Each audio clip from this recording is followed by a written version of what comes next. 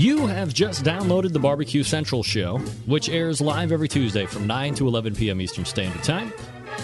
The BBQ Central show is brought to you by the BBQ Guru, creators of automatic pit temperature control technology. They can be found at thebbqguru.com or call them 800-288-GURU. And by the Chops Power Injector System, the 2015 Barbecue Tool of the Year at the NBBQA. Find them at barbecuekansascity.com. And by Butcher BBQ. From injections to rubs to sauces, always trust your butcher at butcherbbq.com. And by Big Poppa Smokers, your one-stop online shop for everything and anything that has to do with barbecue. Their website is bigpoppasmokers.com. And by Cookshack pellet and electric grills. Visit them at pelletcooker.com or cookshack.com or call them 800-423-0698. And by Cookin Pellets, you can buy Cookin Pellets at cookinpellets.com. You can also visit amazon.com to purchase as well. And by Green Mountain Grills, some of the best pellet grills on the market today. You can visit them at greenmountaingrills.com. Give me a beat. Hello, everybody. This is Gary Vaynerchuk, host of Wine Library TV, a.k.a. WLTV, the #1 wine show on the internet. And this is BBQ Central. So to get that perfect barbecue, you use wood. Are you sure it's safe? Whatever. We put the lighter fluid on, strike the match, and... Oh! Should we call the fire department? That might be a good idea.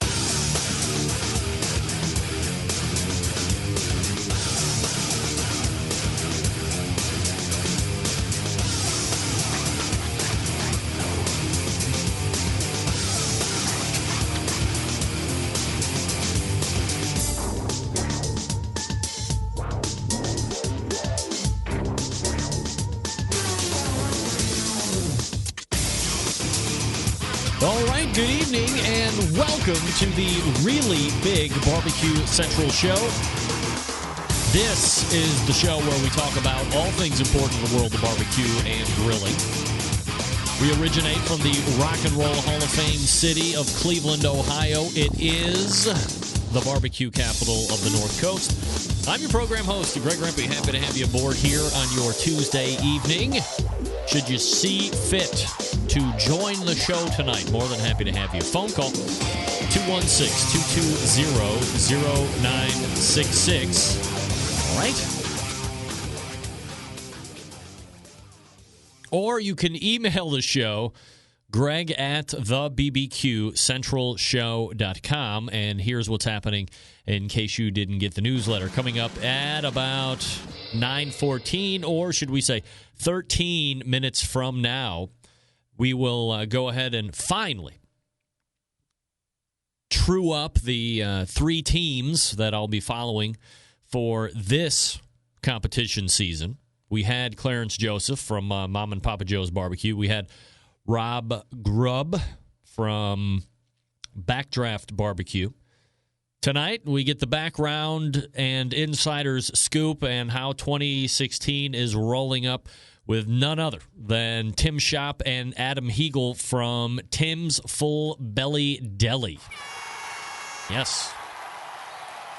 At 9:35, we will be joined by the creator of the World Food Championships, also the president and CEO of MMA Creative, which is now the longtime partner, marketing partner of KCBS. Of course, this past week, registration for Sam's Club, so that went off from all accounts very well, holding that initial run into the registration. So we'll talk to Mike and see how in its fifth year or sixth year, whatever it is, fifth or sixth year, that part of the registration process seems to continue to happen.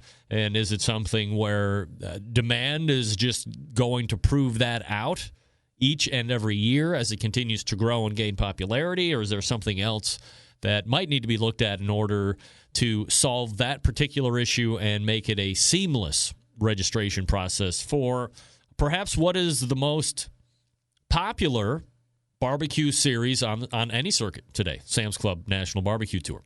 So that's Mike McCloud coming up at 9:35. Then we'll move into the second hour. Speaking of Rob Grubb, he competed in his first event this past weekend over in Colorado, in Denver, and we're going to talk to him at 10:14 and get his kind of post-mortem, the first true, here's how you were gearing up when we talked to him the last time, here's what happened in this particular event this past weekend, and kind of get the insider's mindset on what's working the first time out. Are there any changes that he's going to be making right off the bat, or what? It finished very well, by the way, out of a very strong field of competitors, finished very well. So Ryan Grubb joining us at 10:14, and then at 10:35, everybody's favorite segment, Can a Seventh Grader Say It? And Dave Bosca has graciously donated grilling oils for that. So if you think you can weasel your way into the mind of a seventh grader, I impress upon you to stay tuned until 10:35. You can call in and have your chance to win. Now, I do want to say thank you to Jason Ganal from GQ Barbecue for hooking me up with this hat. Also sent me a great shirt. I'm not going to wear it for the show. It's a little 10-gallon-y for me. I'm very particular about hats. Like, because my head is so weird, if it's a certain kind of hat, it really sits high on my head. I become very self-conscious. I need something that's a little more tight to the dome. And nevertheless, I appreciate GQ. So that will hang on the wall here. By the way, the studio is pretty much all set as I kind of look around here. I'm going to get a video camera. I'm going to do a whole thing so you can see what the finished product looks like. And you will say to yourself, wow, it really looks like that? That's crazy.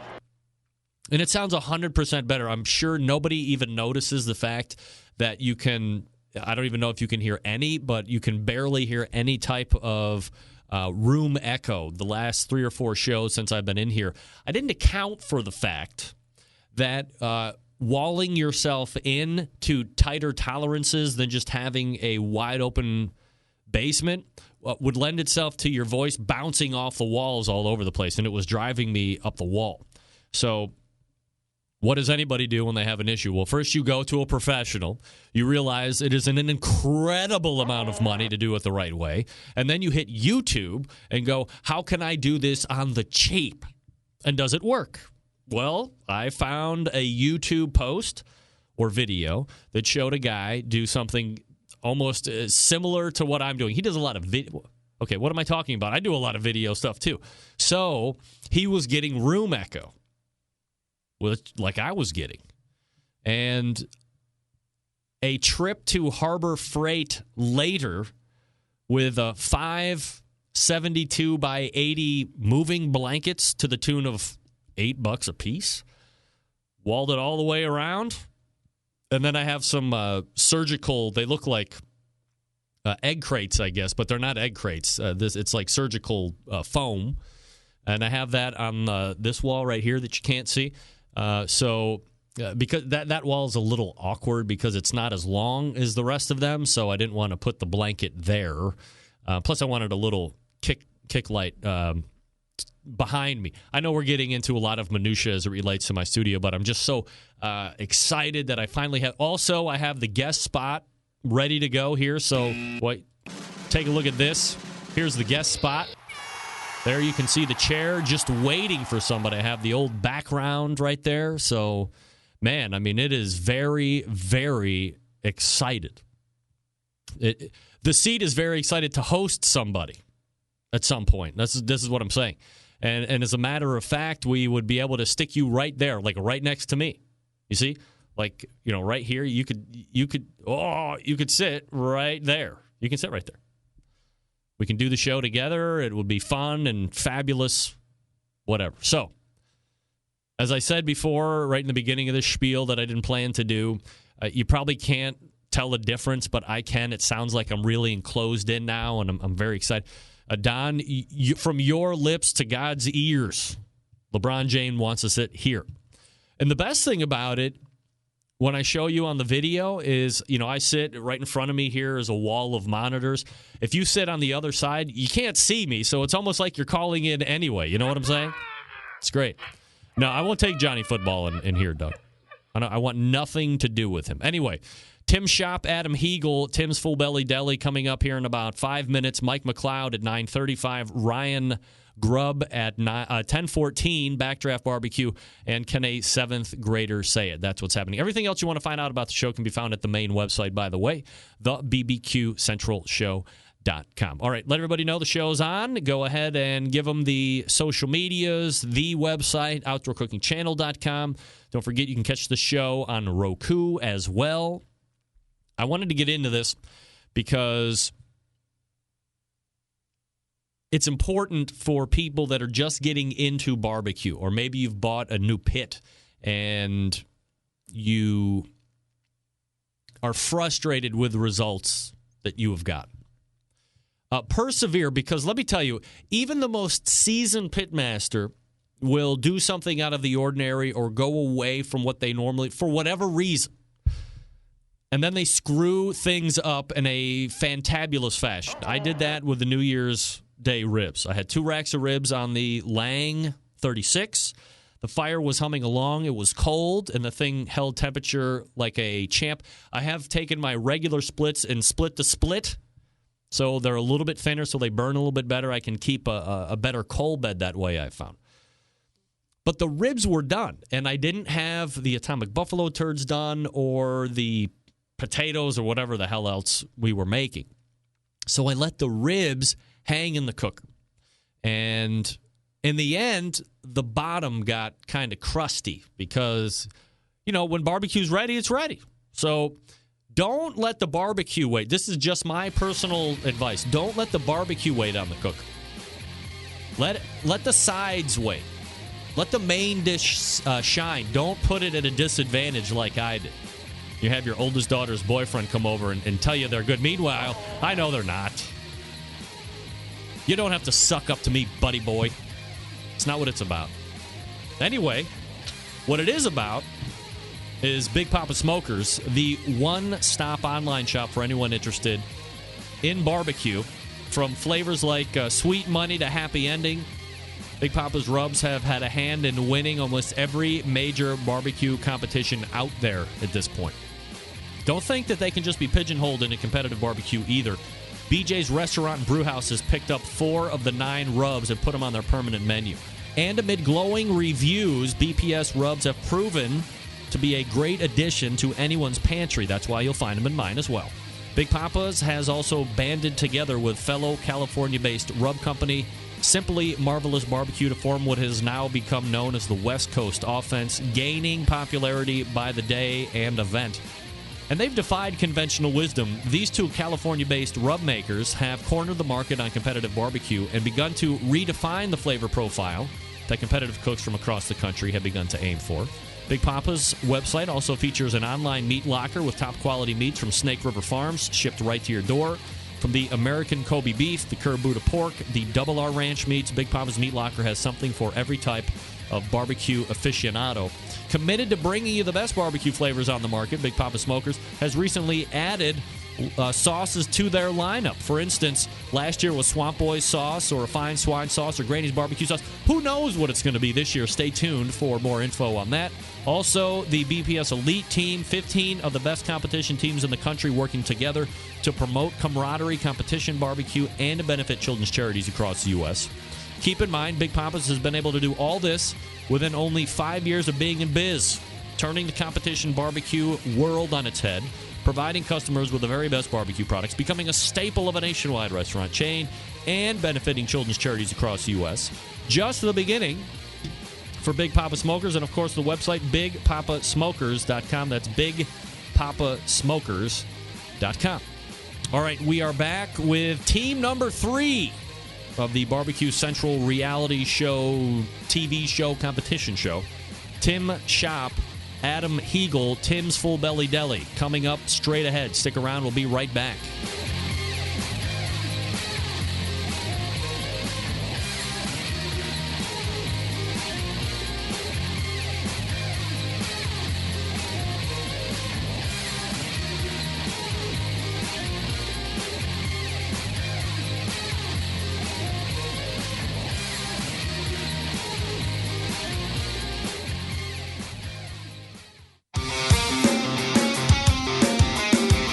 Broadcasting live from the BBQ Central Radio Network studios in Cleveland, Ohio. You're listening to the BBQ Central Radio Show. Once again, here's your host, Greg Rempe.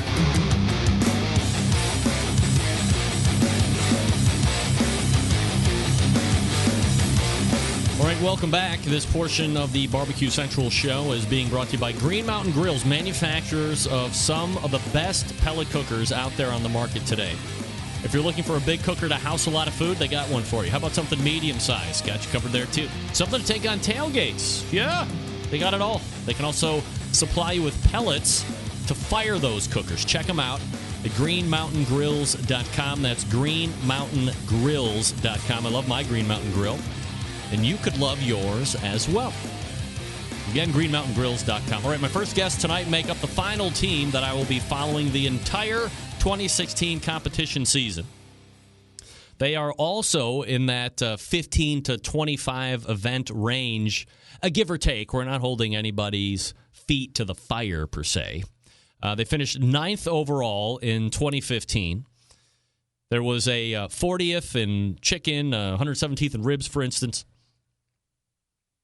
And I'm not getting them on the phone at the moment. Yeah, you know why? Jeez.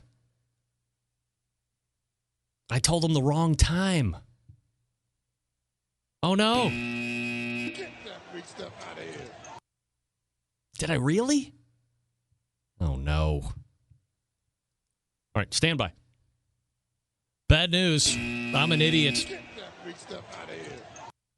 In case you didn't know, in case you are new to the show, perhaps this is the first time you're tuning in, thinking that you were going to see what some would say is the most professional and well-produced and well-researched and blah, blah. No. Get that big stuff out of here. No. That's not the case. The fact that I was on the phone with Tim Schopp for no less than 15 to 20 minutes today, talking about times. I never, ever, I never get lost in the time zone exchange. That's never me. Ever. It's always somebody else is in a different time zone for me. I'm in the Eastern time. Now, I understand that sometimes people don't realize that Ohio is still in the Eastern time zone. It is still in the Eastern time zone.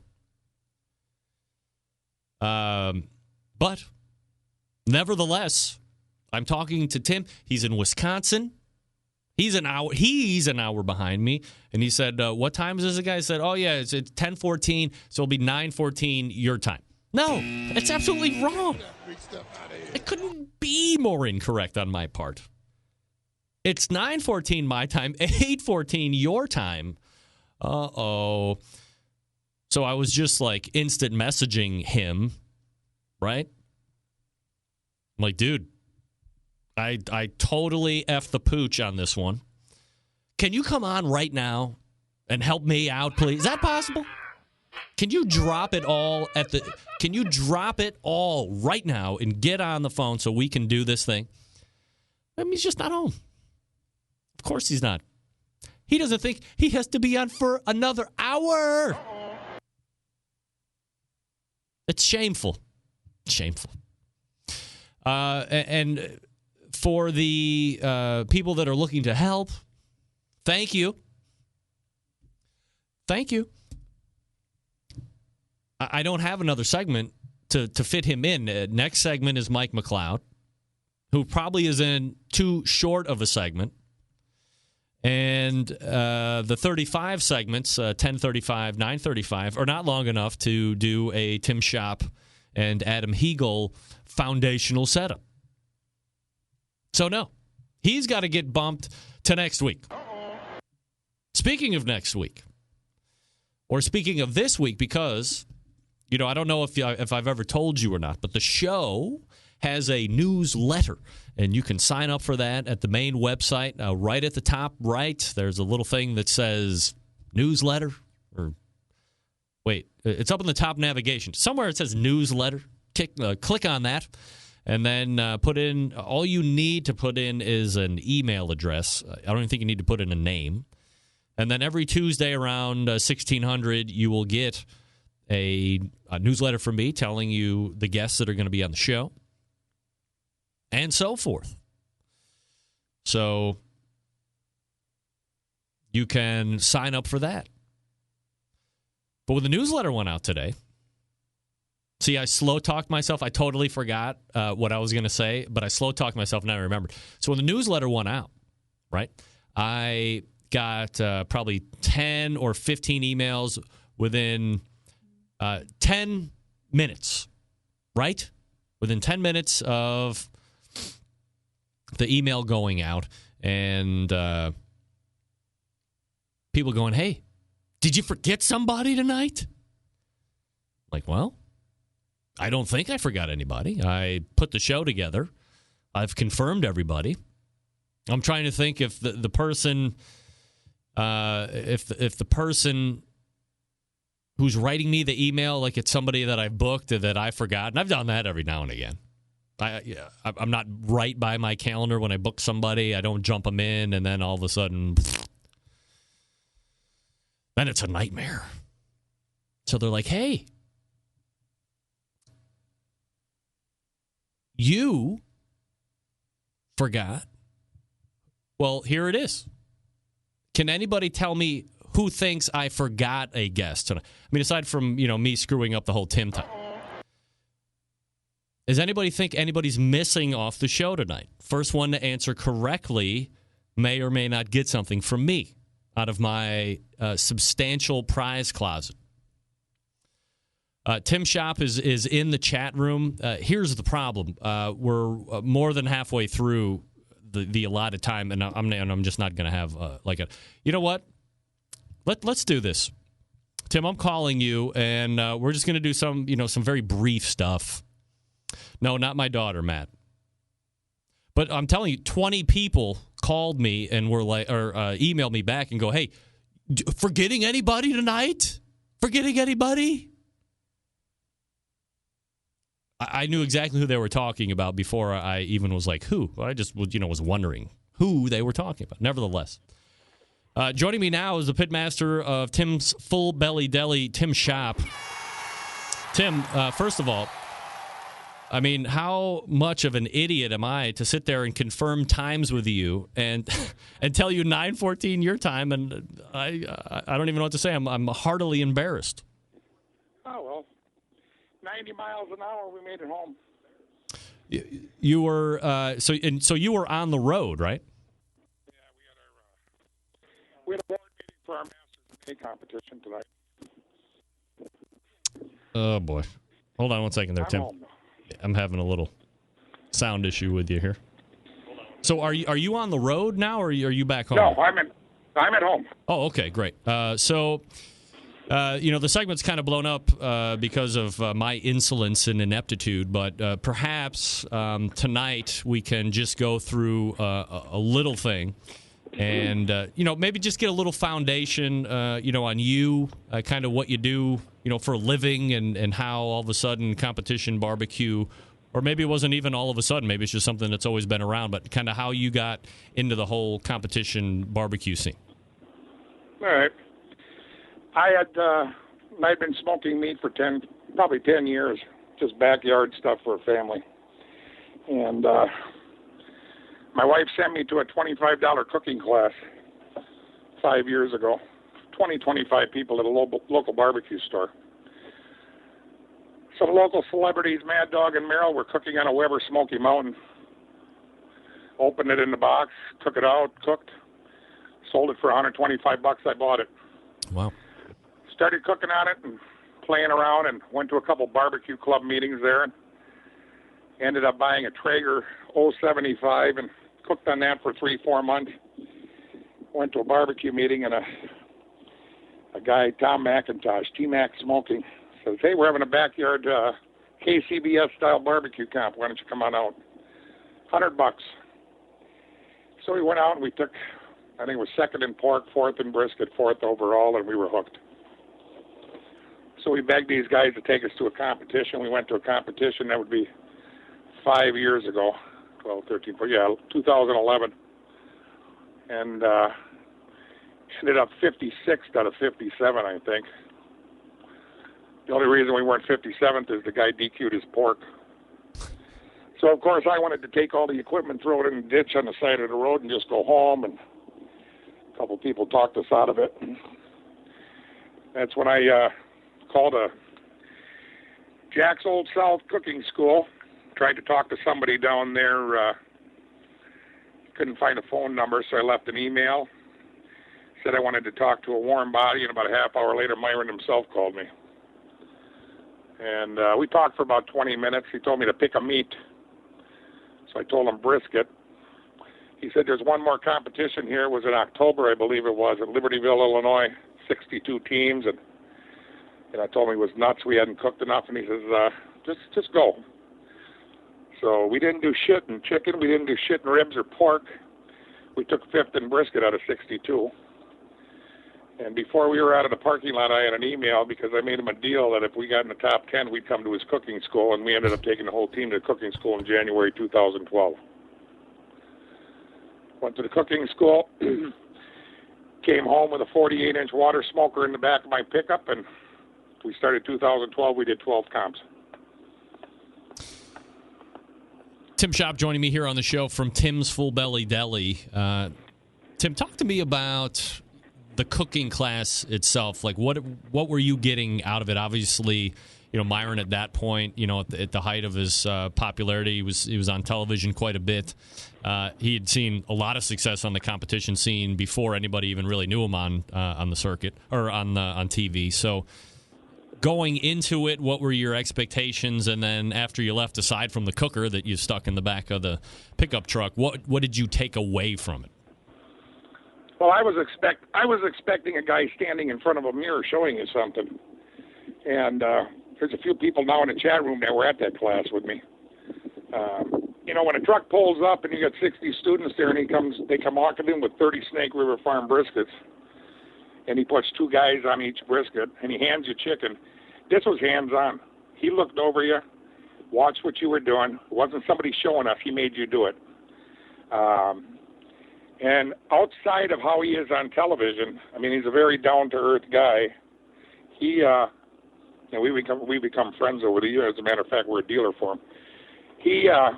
Every 15 minutes, he'd look around the class. And if you weren't writing notes, he asked you what the hell you spent $750 for. And I've been to other classes. There's no class that's that in-depth. I've got a group of 17 leaving Thursday for his class out of Wisconsin, Illinois, and Michigan. We were supposed to be with him. As you know, I lost my son-in-law a couple weeks ago.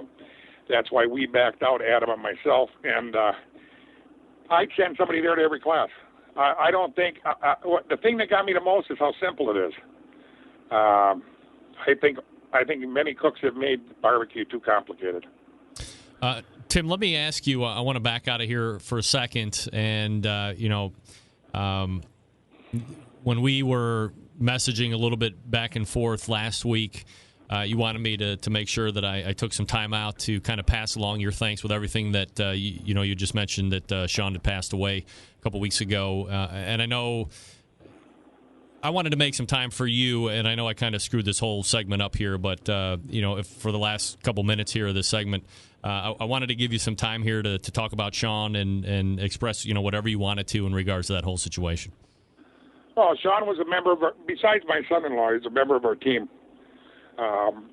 Same age as Adam, got along good, hard-working guy. This is something that we still don't know what he passed away from. He went in for some kind of it's actually a routine surgery, and it ended up he caught an infection. They couldn't find it. They thought they had him back, and he went fast. The barbecue community on the whole, there's a GoFundMe account. We elected to remove him from the hospital, move him to a different hospital. We had a $28,000 helicopter ride, some experimental medications. the barbecue community, that's why I'm part of this. People ask me, what would make you spend this money to go out on the weekend for a $5 ribbon? Yeah. And that was pretty much it. We got texts, emails, donations, support from all over the country. And the funeral director told me that in 25 years he never filled a guest book. I mean, it was massive. And when you looked around, it was all barbecue. And, Diane, myself, Adam, and especially my daughter want to thank the barbecue community for everything they did. It was fantastic. Tim Schopp joining me here on the show, Pitmaster Tim's Full Belly Deli. Tim, I guess, you finished 9th overall, KCBS Team of the Year this past season, and it was a great race that Travis and David had to kind of finish it out for everybody. As you look ahead, things that you and Adam are either in the beginnings or finalizations of tweaking, or are you happy with kind of how everything was set flavor profile-wise and program-wise, and you're looking to just carry that in to when you start in 2016? Oh, we're always tweaking. I mean, I started this week. I finally got back into the program. I did a rib test. I did a chicken test. Our ribs and chicken we were having trouble with, and it was a technical problem in the smoker. We were putting pans too close together, I believe, and getting reflection off of pans. And we were getting some burn problems. So we're tweaking that. Our brisket and pork, we don't plan on changing. We've used the same brisket recipe since we left Myron's class. Last year, we had a bucket list. The only thing we haven't got yet is a 180. We haven't got a 180 in anything except dessert, and Diane's got 6 of them. and that's basically what we're going for. We want to draw to the Jack. We want an invite, well, we already got the invite to the Royal. And I think most of all, we want to go back to King of the Smoker. A great event from what I understand. We've done 63 events now. The best. The best. The best. Wow. And we drove it. I mean, we went out in a pickup truck with our smoker in the back, a small smoker in the back, and we pulled a Jambo for Big P. And because of what happened with Sean, we came back like 35 hours straight through. I'd do it again. I'd go to that comp before I'd go to some comps 200 miles away. Oh. Sterling does a fantastic job. Tim Schopp is the pitmaster, Tim's Full Belly Deli. Again, Tim, I apologize for screwing the time up here, but we'll go ahead and make it up next week. I'll be in touch with you, and this time I won't screw it up. But thanks for jumping on here and getting a little bit of cursory information, and we'll do it again in a week's time. Thank you, Greg. Thank you, everybody. Take care. There he is. Tim Schopp, Tim's Full Belly Deli. Your humble host being a complete idiot, and he still found a way to manage through my non-smarts and do a very good 6-7 minute interview right there. So that's Tim Schopp. Don G has linked to the GoFundMe account for Sean Voigt, so if you're interested in continuing to help out with that, please go ahead. Incredible situation that happened with Tim's daughter's husband, Sean, there. So sorry to see him pass along. But as Tim said, barbecue people are the best. Coming out, showing out, and donating in any ways they can. The Chops Power Injector System, folks, is the 2015 Barbecue Tool of the Year. 3 sizes to fit your injecting needs. From backyard cooks like me to caterers and restaurant chefs and competitors like you, each of the patent-pending Chops Power Injector Systems features not 1, not 2, but 4 needles spaced evenly at the perfect distance for even injecting. The number 1 seller is the half-gallon Chops Power Injector, designed for the competition cook or the backyard guy. Easy to use. Clean it, fill it, pump it, and go. If you just have 1 brisket or pork shoulder to do, you don't need to fill it all the way up. Just put in what you need. It's going to use it all. Comes with 14-gauge needles, 2 replacement plastic needle adapters, 3 plug screws, and a needle protector. $100 plus shipping anywhere. The 1-gallon Chops Power Injector System is designed for catering and bigger jobs. It will hold double the amount of injection of the half-gallon system, obviously. Some use it in competitions, like when you're cooking Memphis in May, whole hog, or maybe you're looking to do 10 shoulders to get a perfect one. It comes with 14-gauge needles, 2 replacement needle adapters, 3 plug screws, and a needle protector. This one's $120 plus shipping. Then you have the Big Daddy, Chops Full Power Injector System. It's electric, It's the commercial and competition big dog. There is not a holding tank like the other two, but this one's got a 3.5-foot pickup tube that you can put in any size container. That's right from a few ounces to a 55-gallon drum, designed for Chef Rob at the best barbecue restaurant in Kansas City. He has said time and time again that with the Chopsville Power Injector system, his briskets are better than ever. It comes with metal needle adapters, 14-gauge needles, 3-inch 12-gauge needles, 2-inch 11.5-gauge needles, 3 plug screws, a metal needle, a needle protector. This is $325 plus shipping anywhere. Number of the top pitmasters in the world use Chop's Power Injector system every day to make their barbecue better than the rest. Here's the thing. We live in a foodie world. We need flavor in every bite. Chop's Power Injector system is the way to do it and do it fast. You can also pump alcohol into fruit if you want. Every injector is hand-assembled in Kansas City, Missouri. They got all the accessories you want. You want to shoot medium ground spices? They can do it. You want 4-inch 12-gauge needles? They can do it. They sell replacement stock needle adapters and plug screws. They can bulletproof your machine by selling you metal needle adapters. Chop's Power Injector system gives your barbecue some power. BBQKansasCity.com. That's BBQKansasCity.com. Mike McCloud coming up right after this. Stick around. We'll be right back.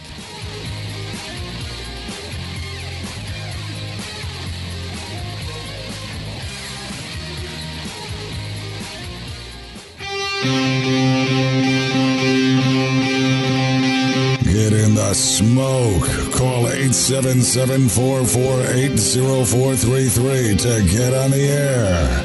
Now, here's your host, Greg Rempe. All right, welcome back. This portion of the show being brought to you by CookinPellets.com, your number one source for quality wood pellets for all your pellet-driven cookers. Visit CookinPellets.com for more information or to purchase.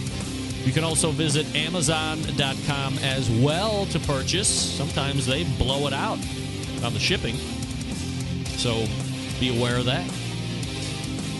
CookinPellets.com, that's CookinPellets.com. Apologize again to Tim Shop for basically throwing a grenade on his segment, but nevertheless, we muddle through.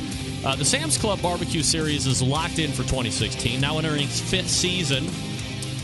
What's new this year? No better person on the show to talk about it than the CEO and the creator of the World Food Championships, also CEO and president of MMA Creative, which is the marketing firm that has been a longtime partner for KCBS now. Let's go ahead and race over to the hotline and welcome back, good friend of the show, Mike McCloud.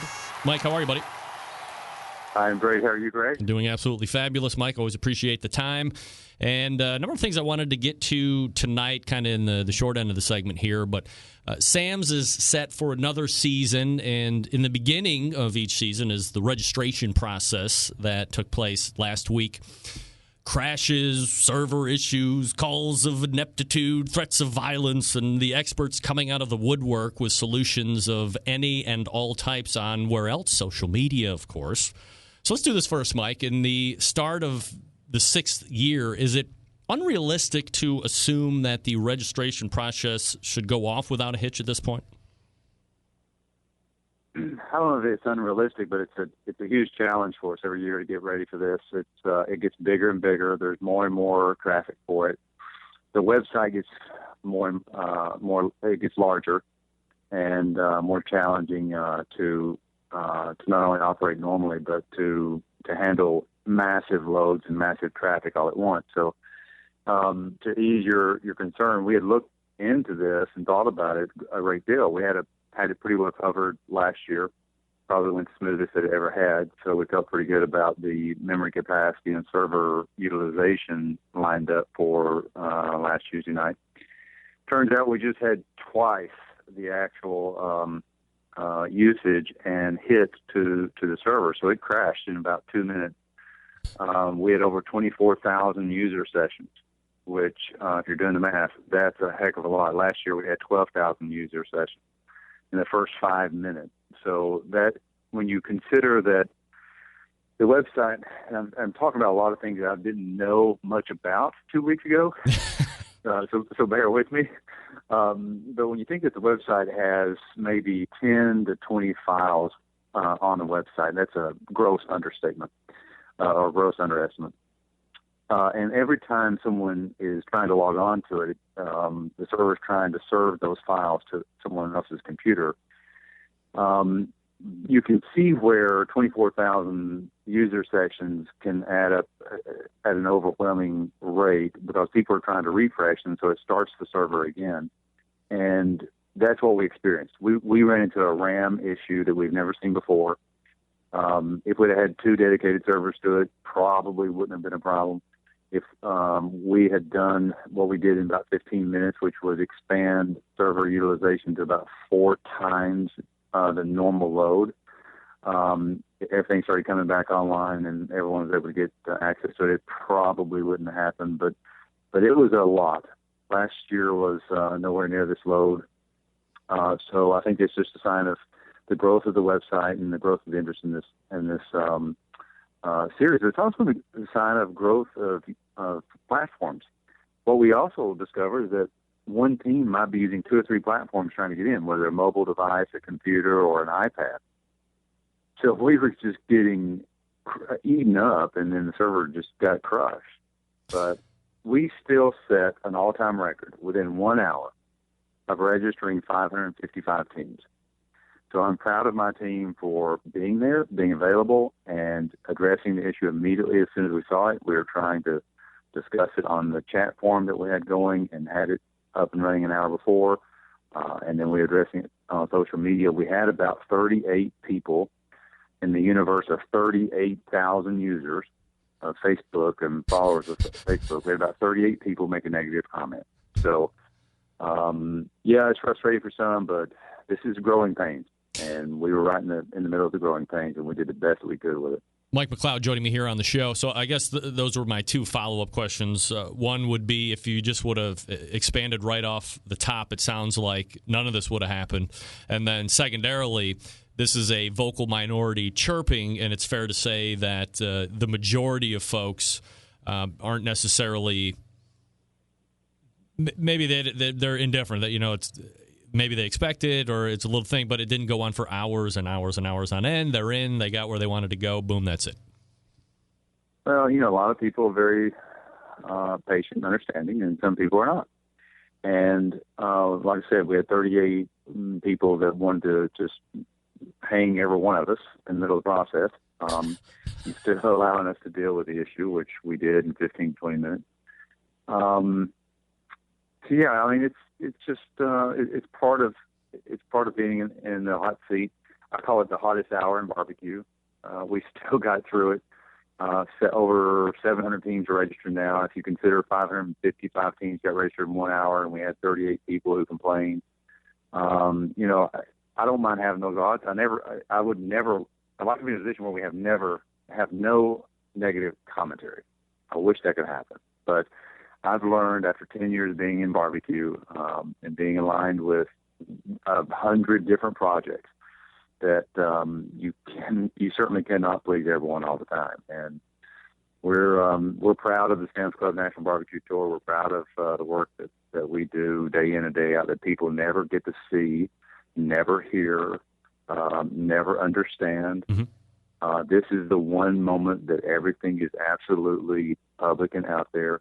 The server that we had was ramped up from 1 gigabyte worth of server capacity to 2 gigabytes, which handled everything fine last year. That 1 gigabyte handles 5 million page views a year, Greg. 5 million page views. So it's pretty stout, and it just had to get more stout. It had to have it had to be Popeye on spinach for about 2 hours, and we have now left that wide open to the 4X capacity to get through tomorrow night's next big run, which is the judges' registration. We expect that everything's going to go smooth with that, but you never know. I mean, something might pop up, but we'll be there. I'll have a team of 8 people, including a technical IT director on standby, and if we see any issues, we'll address them immediately. So that's the best you can do, unless we want to create a server farm, which costs about $1 million a year. I don't think KCBS wants to write that check, but if they do, you know, we're ready and willing to set up a server farm to do something like this. Why not? I mean, for a couple hours out of the year, you might as well spend $1 million on server farms. It makes fiscal sense to me. Sure. Mike It McCloud, makes a lot of sense. Yeah, absolutely. Mike McCloud joining me here on the show. Michael, a lot of the same stuff going on in Sam's as far as finish top 6 to go a regional, still need to be top 10 to get to the final. Are there any new rule tweaks or procedural items folks need to know about before we kind of kick it off here for the 2016 campaign? Two big things that are happening this year, and they're really both on the Sam's front side. We feel like the process and the procedure that we developed, even have representation at the master judge level at the championship, is a smart, well-oiled machine right now. The two things that Sam's added to the mix this year, one is they're kicking it off with an invitational in Puerto Rico for any past regional or series champion who wants to go duke it out in a special grilling challenge, which I'm not going to give away the secrets to. They get a chance to win another piece of a $10,000 prize purse in Puerto Rico and have a nice weekend in February. So that's how the tour is being kicked off this year. And then secondly, Sam's Club is ramping up on their marketing end with videos and media, social media support like we've never seen before. They're probably spending just as much on that this year as they are on the prize purse, which is going to give us another big boost to barbecue, another rising tide. So we've been waiting for them to jump on board in a big way, which they have on the process and on the tournament, and now they're doing it in the marketing side of things. So we're real tickled about that. Mike, is the invitational in Puerto Rico something that you brought to Sam's? Did they bring the idea to you? Was it a collaborative thing? How does that kind of come to the table? Everything we do at Sam's is collaborative. They knew that KCS has been putting a lot of effort into the international expansion over the last year. I've been keeping them abreast of all that stuff. And to their credit, they said, well, why don't we join in that a little bit and maybe kick off the tour with something fun? What happens in Puerto Rico will stay in Puerto Rico. It won't impact the tour, but they just wanted to experiment with it. So hopefully this is a step in a whole new direction that may turn this into a global phenomenon for the Sam's Club tour. I can't speak for them on that front, but they have just been a phenomenal and great partner, and they're trying to grow with KCBS. Two quick questions about the Puerto Rico thing, and we'll move on to something else. Do you have any idea how this one will be attended and what's being done about like cookers and meats and all that other stuff? If we weren't preparing, or if I wasn't preparing for the banquet this weekend where I'm doing 3 speeches and a board meeting, I would probably be more up to speed and could answer that question. But what I know right now, the smartest thing for us to do was to tie into an existing event. I'm not very familiar with that event other than I know it's successful and it has about 40, 50 teams attending it. There is a real barbecue contest, KCS sanctioned event going on. I wish I could tell you the name of it right now, but all of my brain cylinders are not functioning perfectly right now. So I don't know what the attendance is. I do know that we're going to be a featured element. The grilling challenge will be a who's who celebrity barbecue team. Here's region 3 champion from 2013. Welcome so-and-so. Yep. It'll be that kind of fun, entertainment driven grilling challenge, but there's real money on the line too. Mike, is there a date set for the finals in Bentonville yet? No, we have not set it because, to my knowledge, unless this has happened since the national championship, the Arkansas football schedule has not been nailed down for all of their home games. So one of the things that we always look at, and Sam's Club is very sensitive to, is the home schedule for the University of Arkansas football team.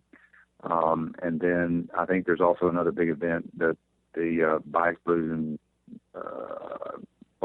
Blues and barbecue, something event going on in that time frame of the year too. So we try to play nice with those couple of things and make sure that we hit on a weekend that we're not conflicting with the other barbecue event. and we're not going to be overshadowed by a home game for Arkansas. That's So crazy, when right? I mean, when we see that schedule, we'll release a date. can you imagine you have to work around barbecue on whether the college football team is playing or not? I mean, that's big business down there, right? It's huge business. I think we always have great attendance from Sam's Club, corporate headquarter associates. But if we ever were to hold this thing on a home game for Arkansas, it'd be like a ghost house because everyone goes to the game. So we just have to be careful and keep that in mind when we're scheduling. Mike, let me ask you one last question here before I let you go tonight, and I appreciate the time as always.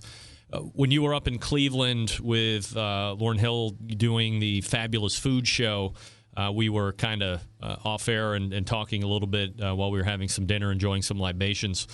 And I said, hey, what about for Sam's Club? Well, win and you're in. Can you bring that to Sam's and say, hey, this is something we're going to do? You show up. It's like an open, and if you win it, you're automatically right into the finals, kind of like that golden ticket like you get on American Idol. If other teams than the ones that qualified, if they were to win a challenge and get in, was that the question? No, like you don't even, you just register. It's just like a one-off event, kind of like this Puerto Rico. So whoever wants like to register, and then if you win it, you go right to the finals. Boom. Yeah. Well, it's a neat idea. I wouldn't be opposed to it. I'd probably want to run that by a lot of teams who have to earn their way up the ladder. There's the process in play right now is a true tournament. But Mike, some asshole is going to win the Powerball tomorrow and become a billionaire. I mean, it's like the same thing, right? Well, I tell you what, if that asshole happens to be in barbecue, maybe we can convince him or her to underwrite that kind of program. That'd be a lot of fun. Yeah, no doubt about it. Mike McCloud joining me here on the show. Sam's Club, MMA Creative, World Food Championships, what we didn't get to tonight, but we'll do that in our next conversation. Always appreciate the time, Mike. Thanks so much. Same here. Thank you, Greg. All right, there he is, Mike McCloud, talking about Sam's Club. So, hey, if you did well, or if you make that list of invitees to go down to Puerto Rico, that's the question for the chat room. Would you go to Puerto Rico for a barbecue competition? You tell me. Does that hold any interest or value? There's a event going down at the Caribbean Barbecue Association, thanks to Dennis Daniel. Anybody going down for that? I don't know. That sounds like it might be fun, if you know what I mean. All right, let me talk to you quickly about Cookshack. Cookshack's philosophy. Let me not talk about that. Let me talk to you about the IQ5 controller, innovative technology for smoker ovens that have changed the face of barbecue with the release of the new IQ5 digital controller. The IQ5 controller is the newest technology in commercial cooking and smoking. Restaurants, food trucks, competition cooks, backyard chefs alike enjoy sleep with the ability to set the smoker, leave it, come back in the morning with a day's worth of smoked foods to purvey. The IQ5 controller allows for up to 3 stages of cooking, including smoke, cook, and rest steps. Since wood produces more heat under 180 degrees Fahrenheit, all 3 of these stages are important. Smoke stage adds the smoke flavor. The cook stage gets the food to the required internal temperatures, while the rest stage allows that meat to stay hot while sitting in the smoker until the food is served. Consistency, easier than ever to achieve. The IQ5 controller includes a digital readout, meat probe attachment, USB port to download and keep track of cooking cycles. With the IQ5 controller, you have the option to download your smoking, cooking, and holding logs to the USB flash drive. The IQ5 controller will maintain 1,023 cycles. That equals 512 hours of cook time. The controller is standard equipment on Cookshack commercial smoker ovens with a capacity of 100 to 750 pounds. Options are available for upgrading your current equipment from the IQ4 to the IQ5 controller as well. The Cookshack's IQ5 controller has the ability to program your preset buttons. 8 preset buttons, by the way, come programmed with standard meat cuts such as brisket, ribs, prime rib. However, changing the presets are as easy as pie, using your times and temperatures, then pressing the coordinating preset in less than 5 seconds. How about that? Set yourself apart from the competition with this great new feature and do it this year in 2016. Make that your promise. For more information about the IQ5 controller or any Cookshack commercial or competition smoker, please give Cookshack a call at 800-423-0698. That's 800-423-0698. Or better yet, visit them on the interwebs. Cookshack.com. That's Cookshack.com. Looking forward to starting another year with Cookshack. By the way, has anybody had this? This is delicious. It's sparkling apple juice. It is totally not alcoholic. No, it's delicious. I feel like a kid in a candy store. All right, we're back to wrap the first hour right after this. Stick around. We'll be right back. Big name interviews, advice on cooking brisket and ribs, and the only host willing to share his honest opinion on all things important in the world of barbecue. It's the BBQ Central Show.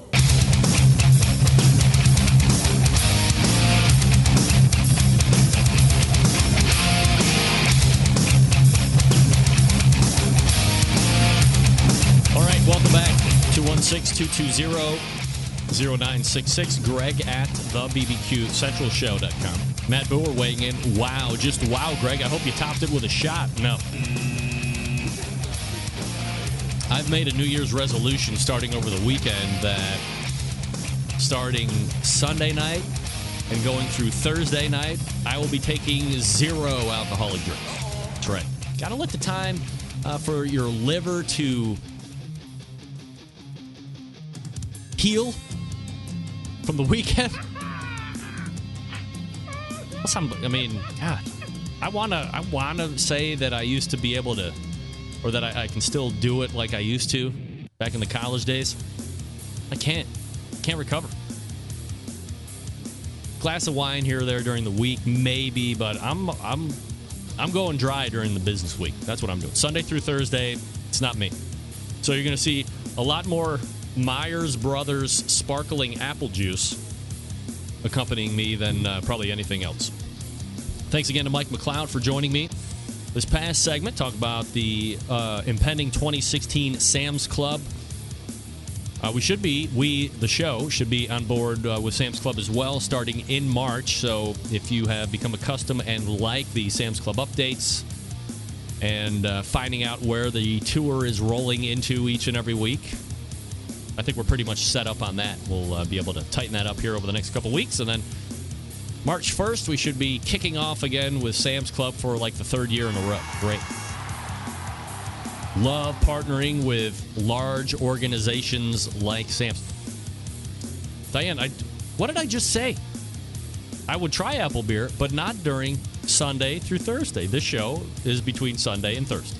It is. You know, you're just trying to get me loaded. I'm not going to do it. I didn't cave under peer pressure in high school. I'm not going to do. Oh, it's not alcoholic. All right, let's do it. I'm down. All right. I'm going to grab another sparkling apple juice. You reload, too, with whatever you like, and we'll head into the second hour. You're listening and watching the BBQ Central Show. We're here on the BBQ Central Radio Networks. Live from Cleveland, Ohio, it's the BBQ Central Show.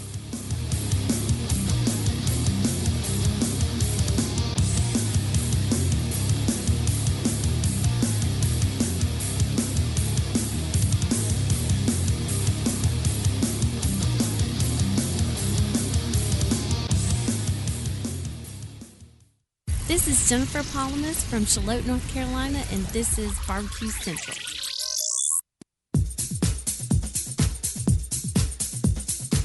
Happy to have you aboard here for the really big barbecue show. Boing.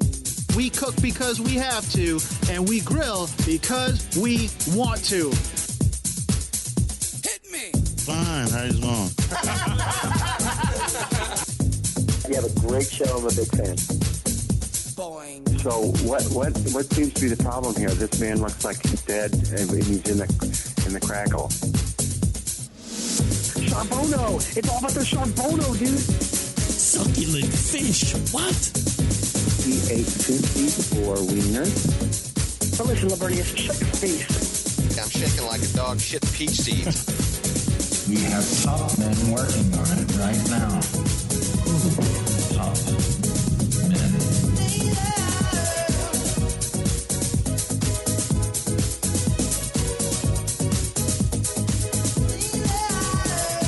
All right, just like that, we are into the second hour. Hey there. You found the BBQ Central show. It's the show that talks about all things important in the world of barbecue and grilling. We broadcast live and direct from the Rock and Roll Hall of Fame City. I'm your host, Greg Rempe. Happy to have you here. Hey, did you miss the first hour? Well, that first interview segment, you didn't miss jack, okay? That's what I'm telling you. I screwed it all up like crazy, so if you want to go hear me screw it up, get it on the podcast. It'll be up in an hour and 55 minutes from now. But I promise to redeem myself in the second hour. And if I don't, I mean, what do you want from me? Trying my hardest, for crying out loud. Just because I don't know how to, do things correctly all the time. What do you want from me? All right, I got to find this music. Olympic Sports Podcast Opener. All right. We're getting ready to do the barbecue, the weekly barbecue roundup. Here we go. Hold on. This is going to get loud here. All right. Wow. Oh, right. It's loud in my ear because of my... Yeah, never mind. All right. Weekly barbecue roundup time coming, folks. Keep going. Keep playing. The weekend of Oh, my God. Hold on. God, that's annoying. Where's that dumb stuff? There we go. Much better. All right. This is your weekly barbecue roundup. Hey, Tim. That guy, he's always bugging me. Hate that guy. Covering the weekend of January 8th and 9th. KCBS, by the way. National Western Barbecue Throwdown, Denver, Colorado. Winning at Joe Bob's Barbecue. Congratulations to Joe Bob's. 36 teams. He got 697.68 points. Congratulations. We move to Texas. Point of note, next weekend is IBCA's Hold'em and Hit'em in Houston. A big one with 150 cooks/teams going to be there. Lone Star Barbecue Society's Cooker Beer Contest is next weekend as well. However, we go to the results for this past weekend. IBCA, the Nueces County Junior Livestock Show in Robston, Texas, down by Corpus Christi. Winning that one, Rio Valley Meats, Fred Robles. Here's a point of note. Fred is number one in IBCA points now, ahead of last year's champ, Incognito, Danny Luera. Fred won 10 GCs and 3 RGCs last year. Ooh. Nothing happening in the Lone Star Barbecue Society. Nothing happening in Texas Gulf Coast either. So, just like that, the weekly barbecue roundup is over. Wow. That's really some of the... Here's the problem. I can't... YouTube has really cracked down on, music that they'll allow. I mean, heaven forbid you use somebody's really cool music anymore. They block it in some countries. If I go to my video manager and I use a song, that's why you notice I've gone to straight 3 years hollow. I don't use any of the country rap in the second hour anymore. I mean, I have permission from Dusty. I forget what his rap name is. Bird and the other guy, Big Tex. I have his permission, but YouTube doesn't know that. So they block my videos in some countries. Man, it's been a day for me, hasn't it? It's been a day. Still to come on the show tonight, Ryan Grubb, Backdraft BBQ. We will recap that Denver competition that I just talked about in the weekly barbecue roundup. And at 10:35, we have, can a 7th grader say it, for your prize. What's your prize? Dave Bosca's grilling oil. Yes. Now, I asked you in the beginning of the first hour, do you think there's anything missing? Because I got 20 emails saying, hey, forget something this week, did you? You tell me if I forgot something. I'll tell you. Let me talk about this just for a second. I don't remember exactly, was it last? It might be 2 weeks ago this coming Friday, right? Bill Cosby was arrested for some type of sex thing, and in Pennsylvania, and boom, he was out. And then he made, like, I forget what the bail, $1 million or whatever. I mean, is it bizarre to anybody else? I don't know Bill Cosby from a hole in the ground. We're not personal friends. We have nothing to do. He's never been on this show before. I've appreciated The Cosby Show and the comedy album Bill Cosby himself. I used to do a whole bit, the dentist bit with the rubber mouth thing. I used to have the whole thing memorized when I was a Ute in New York. And I understand that statutes of limitations have run out and all that. If you are a man, and you have no less than 50 women come out and recount the same, more or less, story about you getting them to your apartment or wherever it was, and getting them upstairs and getting a drink, and all of a sudden they're a little bit woozy, like they got Mickey'd. And then, you leave the next day feeling less than demure. 50 women. Nobody talks about it. Nobody has been talking. I mean, you hear it every now and again. You hear more about the presidential race every day, pounding and pounding and pounding, between who's the bigger dope, right? I mean, we're fucked on either side. We are. There's no best candidate unless somebody pops up out of nowhere, whatever. But nobody was talking about the Bill Cosby thing. Does anybody realize 50? So I think it's like common knowledge that, let's say, if 50 people come forward, there's a overwhelming majority of women that, for whatever reason, still don't come forward. Maybe they're still embarrassed. Maybe they feel that they don't want to relive it again, or whatever. And I have 3 daughters, only daughters, and I want them to, if anything happened to them like that, I would want them to feel strong enough inside and have enough self-worth to go to a law person, the police, or come to me or whatever, and say, this is what's happened. So if 50 people go through and come forward, does that mean that there are 200 or 300 or 400 people? This has gone on for like 20 years?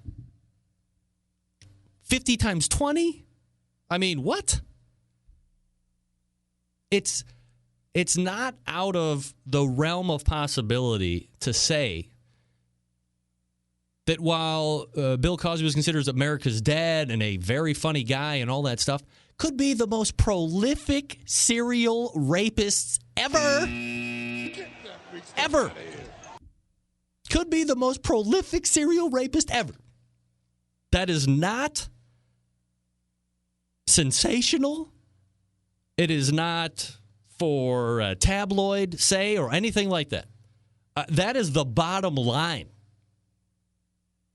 Think about it. And nobody talks about it. Nobody talks about it. Feel bad for his wife? Absolutely. Your fault. Come on, blow the whistle. You know the philandering is going on. Forget the philandering, the raping. I have 3 daughters. Guy's raping all over the place for years and decades. Most prolific serial rapist ever. Bill Cosby. Nobody's talking about it. That's fine. All right, gang, if you're like me, you're thinking of ways to step up the barbecue and grilling game. No better or easier way to do that than by adding a little Butcher's BBQ to your arsenal. That's right, folks. Go to the website, the new website, butcherbbq.com. Check it out. Peruse around, get used to the layout, and then get to the ordering. Oh, my goodness. If you're looking for the injections, you know he's got them. The beef injection, the pork injection, the prime injection, the bird boosters. He's got it all there, butcherbbq.com. If you're looking for go-to rubs and sauces, you've hit the mother load here as well. Butcher's BBQ has a full line of award-winning rubs. They have a great sauce as well, and from what I understand, they're getting ready to release some new products to the market. And I'm not just talking about the stuff that I talk about each and every week. Grilling oils. Yeah, I mean, those are kind of like solidified products now. These are going to be new products that Dave's going to be coming out with. Also, if you used to use injections from Dave and you've decided that you wanted to try somewhere else and they suck, yeah, well, we understand that. Go to butcherbbq.com. Click on the trade-in link. It's still up there. I just was perusing the website today, ordering some of my own grilling oils. Thank you. And you can click the trade-in link, print out the label, send your commercially made injections to Dave. He will weigh it. And then in return, he will send you back his products. It's just his way of making not only his customers happy, his competition's customers happy as well. That's right. Head on over to butcherbbq.com. That's Butcher BBQ, and stock up. Don't worry about shipping either. Everything, no matter how much you buy, $8 for shipping. He is killing the United States Postal Service, and he's enjoying every second. It's a win-win-win-win-win. You order $7,000 worth of Butcher BBQ products, ships for $8, just like that. All right, we're going to be joined by Ryan Grob from Backdraft BBQ to talk about the National Western Barbecue Throwdown that took place in Denver, Colorado this past weekend. As we come out of the break, stick around. We'll be right back.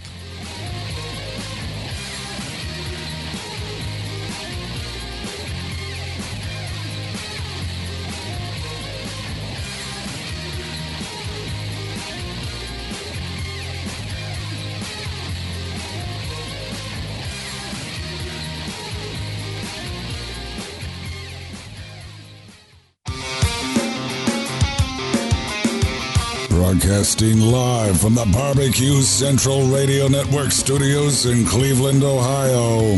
You're listening to the BBQ Central Radio Show. Once again, here's your host, Greg Rempe.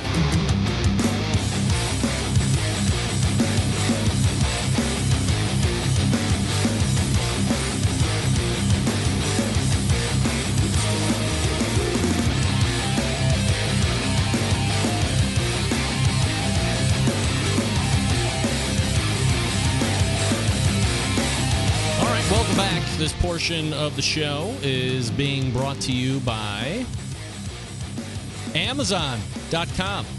Go to my website, thebbqcentralshow.com, and click on the Amazon link at the top of the navigation. Whatever you buy through there, it doesn't increase anything on your end, but the website will get a little kickback, and we certainly appreciate that, if you know what I mean. All right.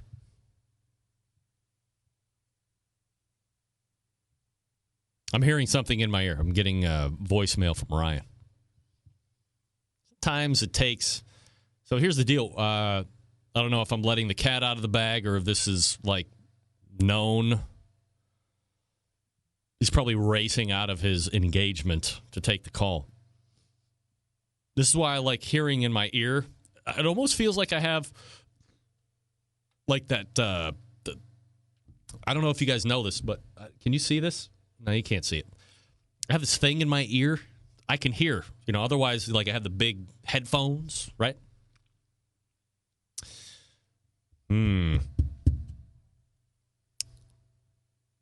Yeah, that's not good.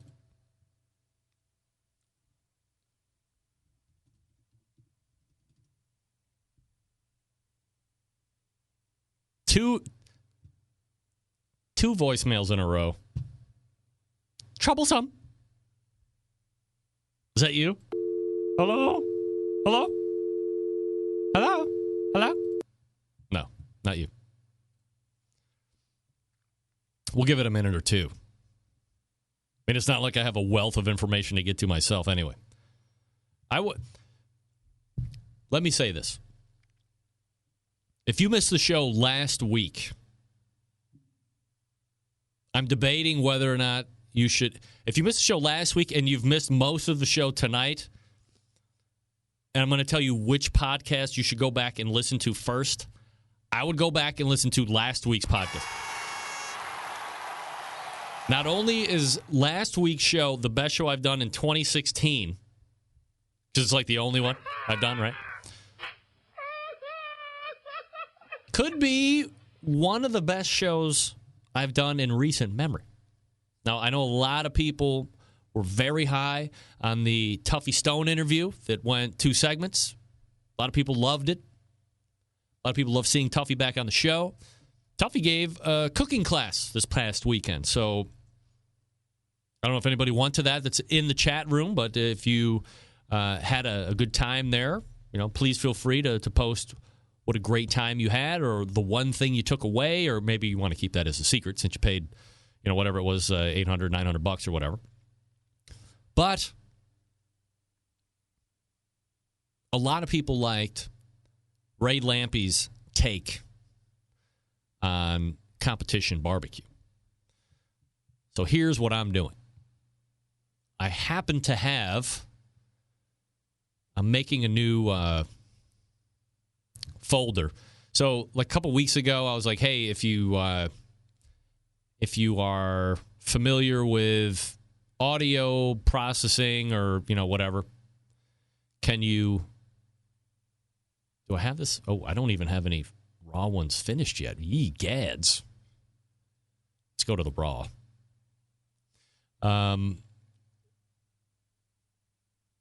Ray Lampy, Burns. Okay. So here's Ray's take, if you missed it, on competition barbecue last week. Worth the re-listen here. Ray, we got a couple minutes left, so I want to circle back to something that you said when we were talking about the injections. You had mentioned kind of offhandedly that there were some things going on in competition barbecue right now that you don't agree with, and I was wondering if you couldn't, list a couple of those out. Yeah, I'd be happy to. I had the pleasure of judging the Jack this year, the American Royal Invitational. What else did I judge? I've judged, I've been out there and judged some of the top food in the country this year. And it's so similar, for one. Everybody's just, nobody has and I don't know, it's probably a smart thing to do, but I just hate that everybody's doing the exact same thing. Nobody uses straight blues hog anymore, and I know there's a bunch of knockoff blues hogs, but they've all got that hint of that flavor. This stuff's exceedingly sweet. I mean, some of it was just ridiculous. And the pork, I mean, what is going on with that? What the hell is all those different pieces of the pork butt? That's ridiculous. It all kind of tastes and feels the same. It's just, I just think it's ridiculous. There's no barbecue joint on the planet where you would get that, any pork, any close to that. I actually said that to Darren Worth one day, and he said, no, that's not true. We serve money muscle, but they roast it, serve it with gravy and mashed potatoes. They cook so many butts that they just, like, one day a week, they cut all the money muscles off, and it's a weekly special. But nobody on the planet is serving that. So to me, it barely qualifies as barbecue. Maybe it doesn't. I don't even know. I just don't get that. Why don't you just put some pork in the box? How does that make it better? And then the chicken. The chicken's just ridiculous. Oh, I judged that thing down in Homestead, the the Michael Mixon thing, whatever they're calling it. Yeah, like the Speedway Racer barbecue thing or whatever. Track. Yeah, smoking at the track. So that was top 10 top teams as well. The chicken is just embarrassing to me. I'm sorry. I was sitting with Byron, Bad Byron, a couple months ago, having a couple beers, and we were talking about it. Like, is that even barbecue? If you take some chicken and put it in a pan full of margarine and cook it in your barbecue pit and then put a bunch of sweet goopy sauce on it and it actually goes on the grill for 10 minutes, is that even barbecue? And I contend it may not be. I would say no if I was forced to make a decision on that. And I've been around a long time. I know it sounds bitter. I feel like I'm becoming Paul Kirk some days. I'm just a angry old prick, but I really don't feel that way. I won 2 barbecue contests in 2011. It's not that long ago. I just feel it's gotten so and you can't blame you. You spend a lot of money and these guys go cook so much. You can't blame them for not wanting to do different things and lose. It's just a shame that it has somehow evolved to that, because there's no rule that says you have to turn in thighs with mushy skin. But there's a whole lot of judges that will talk about the bite through skin. Fuck that. It's chicken. When I put chicken on my smoker, sometimes the chicken's crispy, sometimes it's rubbery. So what? That's what smoked chicken is like. It's not mushy. So, yeah. Is that enough for you? Wow. Ray Lampe shot out of a cannon. Boom. Bring it. Hey, I'm serious about that stuff. It really doesn't bother me, because I wish that they needed to, or still need to, adjust the rules to reward a little bit of creativity. I see almost none, and I think it's wrong. Yeah, I totally agree, and I've railed on the same ideas and what's happening out there for what seems to be years now. We're talking with Ray Lampe, Dr. Barbecue. He is joining me for the monthly Ask Dr. Barbecue segment, a great one to kick off the beginning of the year in 2016, and we will do it again in the Lovers Month of February. Ray, thanks for coming out. Always a pleasure, Greg. Talk to you soon. All right, there he is, Ray Lampe, Dr. Barbecue. Wow. Look out, ladies and gentlemen. Ray Lampe has something to talk about tonight, and it is the craziness of what is deemed competition barbecue. Whew. Yeah. So if you missed it, that's why. And I think he didn't necessarily get lost in it, because I got a lot of emails saying how great Ray was, or that was the best Ray Lampe appearance I've seen / heard on the show ever. And Ray's been doing the show since the beginning, like 2007. I did a podcast, like straight old school podcast with him, where I would long form interview him and then doctor up the footage and give you the best 20 minutes or so. So Ray's been around the show for 7-8 years, going on 70. So this show will have been on the air February 7th, 2008 was the very first time the show saw live footage or live action out of a Irish pub in Willoughby, Ohio, all the way back when. And they're saying that was by far. My parents sent me a text message as soon as Ray got off the air and said, Ray Lampe is spectacular. His appearance is the best ever. We would love to invite him down to our house for dinner. And they live in Florida. My parents aren't inviting anybody to dinner. They're inviting Ray Lampe. I said, well, in an effort to maybe not have it weird, either have a Chad over, in my replace, or wait until I come back down there and I'll bring Ray over from St. Pete and we can, hang out on the lanai and barbecue. How great would it be to have Dr. Barbecue at your parents' house and like doing barbecue stuff and throwing beers, and then maybe, taking a little skinny dip in the pool? I think it would be great. Be wonderful. And then, of course, Travis Clark's appearance last week, which went for, not well over an hour, but over an hour. And we covered it all. We recapped his KCBS season last year, winning Team of the Year. There was some potentially controversial questions that I asked, I guess. And it was great. I mean, Travis was no holds barred. I believe he was on Chad's show last night, or tonight, and I did not get a chance to listen to that live, so I'll have to go back and listen to that after the fact. But He was great. So, again, if I'm here to tell you which show that you should get at 11:55 tonight, if you miss both and you're going to decide, do I want to listen to tonight's show or do I want to listen to last week's show because I missed them both? Listen to last week's. Get your pump, or better yet, listen to the show first tonight, then listen to last week's, and that way you're at least going out on a high note.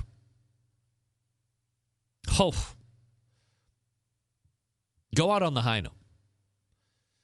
Blake Moody is going to Three Eyes Cooking School this coming weekend. What does that run you, Blake?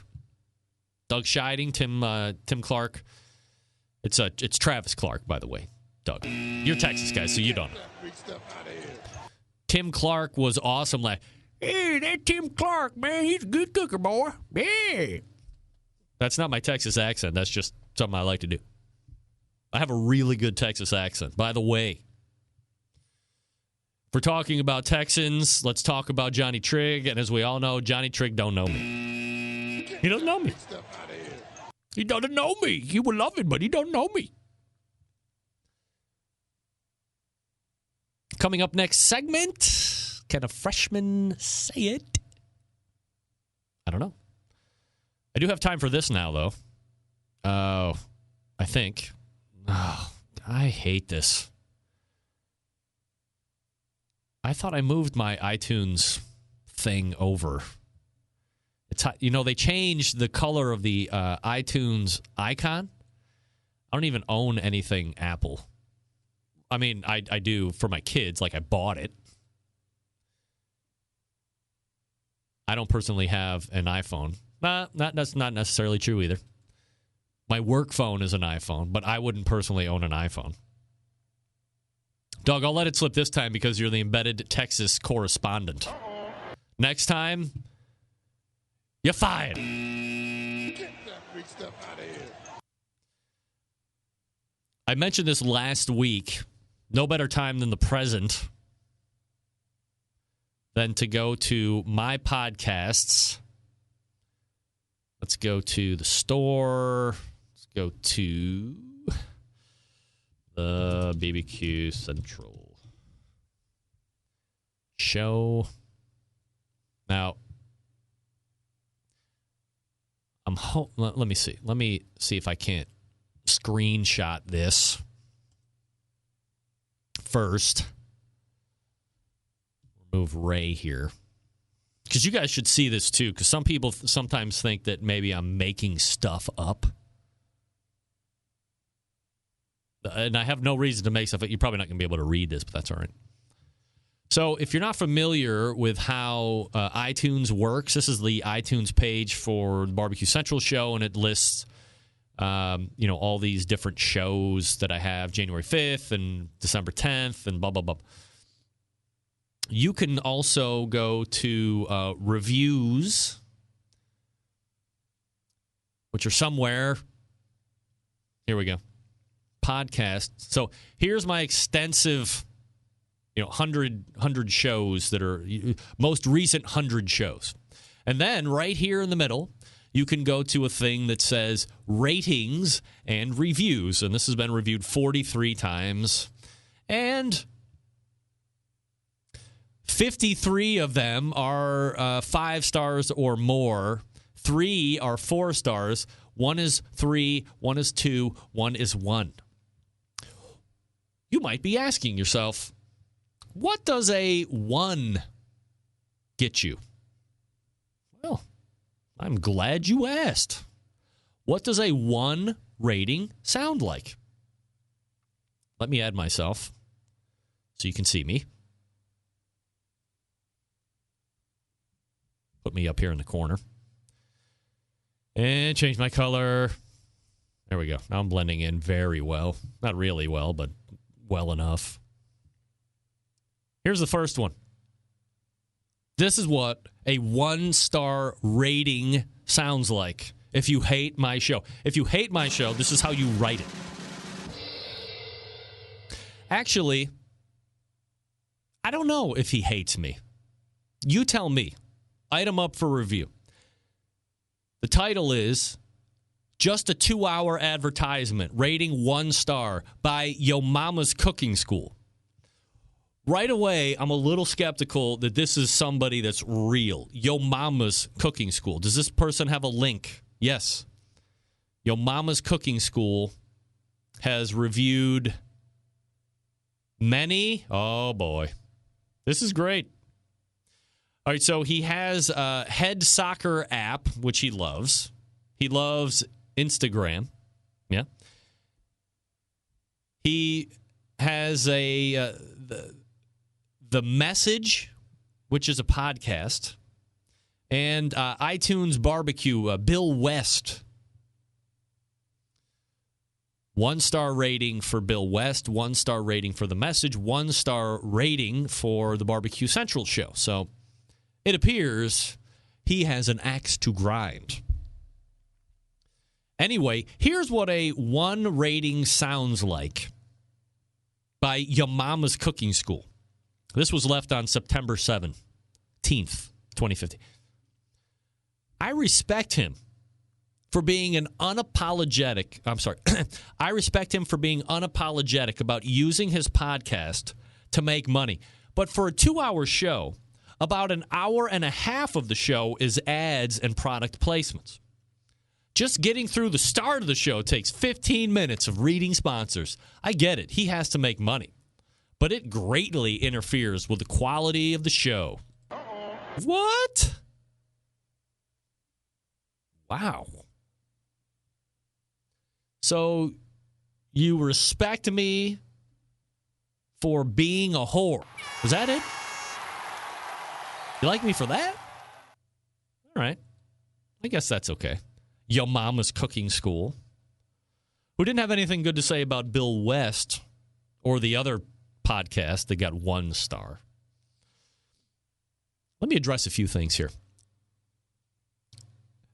Out of a 2-hour show, 90 minutes is not product placement or ads. It's not. Not. 2 minutes and 45 seconds times 6 is how much live read you get. And then there is pre-roll in the front if you listen to it on podcast. But you don't get that in the live show. Hey, Yo Mama, tune in live if you don't like it. Then you miss the front. Then you just got to suffer through the 12 minutes that you get. 13 minutes, whatever. I mean, come on.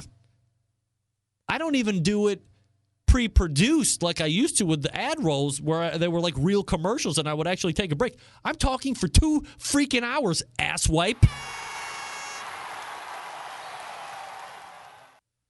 Then we have a 2-star. You ever wonder what a 2-star sounds like? Yeah. Where's the meat? Splinterville Woodworker left this one August 18th. Between the ads, the overdone sound effects, yelling and screaming, needless redundancy, and crappy music, there's an occasional nugget of knowledge, but it's hard to tolerate with all the distractions. Hey, Splinterville Woodworker, you're not allowed to listen to the show anymore. You're banned. I am yelling irately for no good reason. How about that? You can't listen to the show.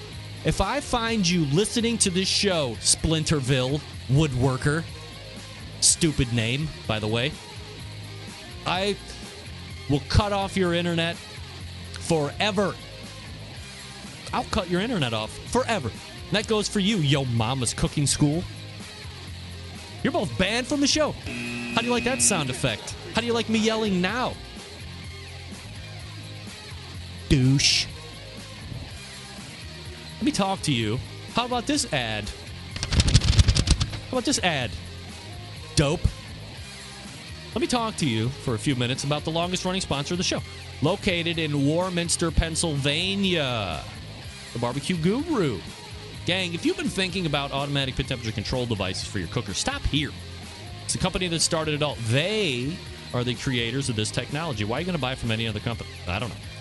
If you're not familiar with how they work, imagine a product that keeps the pit temperature all the way through the cook. You don't even have to do anything except set the temperature. That's perfect. Maybe you're a busy working professional like me. Or perhaps you're constantly on the run with kids and doing errands. Quite frankly, you don't have the time to set around 10 pit temps. The Guru allows you to throw on a pork butt or a brisket or a couple slabs of ribs, and then you're off to do whatever it is you need to get done, and the Guru maintains that pit temperature you set it at. There's currently a number of different models to choose from. The BBQ Wi-Fi, which is doing very well in the competition scene, as well as in backyards. Also for the caterers, you can control up to 2 pits. You can take internal temperature of your meat. You can hook onto a Wi-Fi within your home network, or it will generate a Wi-Fi signal. You can hook up your smart device, whatever one that is, a computer, a netbook, a tablet, your phone, whatever you like. You don't even have to go outside. You can check all that stuff, right from your phone or your smartphone or whatever you have hooked up. You can check it right there. Or on the other end of the spectrum, you have the cruise control for the pit, the Party Q. $129 for most cookers. Sorry, $149. It's got a facelift a little bit ago. Runs on AA batteries. It's great. You're going to love it. Do yourself a favor. Head on over to thebbqguru.com and check out their products. If you have any questions about what to order, call them directly, 800-288-GURU. They'll make sure you're outfitted with exactly what you need to get you up and running right out of the box. 800-288-GURU or thebbqguru.com. I'm not feeding the trolls, guys. I'm having a little fun at their expense, for crying out loud. I can make 1-star reviews right here on my show. Stick around. We're coming back with a game show.